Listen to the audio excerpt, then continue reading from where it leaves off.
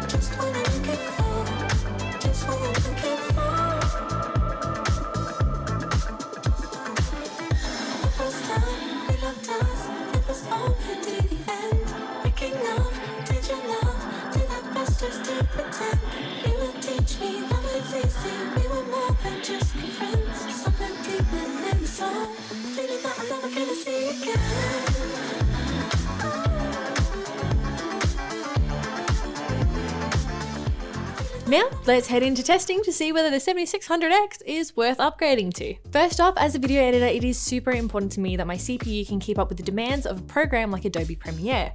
Specifically, can it handle motion graphics, 4K video playback, as well as speedy warp stabilizing, rendering, and exporting. So I jumped into some editing to see how it performed. Utilizing the Pudget systems benchmarking system, Pudget Bench, I was able to get the results you can see on screen here. I will note though, this did take some troubleshooting. We had to update the BIOS and the integrated graphics drivers first in order to finally get these results. So if you're in the same boat as me and are seeing pretty ordinary results like this, then give these two things a try. Looking at the main areas I was focused on, I did find that warp stabilizer, exporting and rendering times were a little bit faster, and motion graphics were also less choppy, and while I wouldn't say they were perfect, it was definitely something. Is it a massive change from what I had before? Yes and no. Working on my older system does tend to drop some more frames and it does tend to be a bit choppier, but the big question is it worth such an expensive upgrade? Anyway, let's move on to some more testing fun. As they say, all work and no play makes Keely a dull something. It is important to me that games I hop onto in my downtime can also deliver great FPS and look amazing too. So I jumped into a bunch of different titles to see how they perform. The games I focused on were Stray, Overwatch 2 and Warzone 2. Overall, while I did get an increase in frames and they did look better, obviously a chunk of that actually comes down to the 4090 I was running. Regardless of the extra frames for me though, I didn't find I had a super different experience with the 7600X installed. However, with the extra frames, I did get 1 kill in Warzone, so I'm basically a pro gamer now. 1v1 me in Warzone? Someone cider! Yeah, that.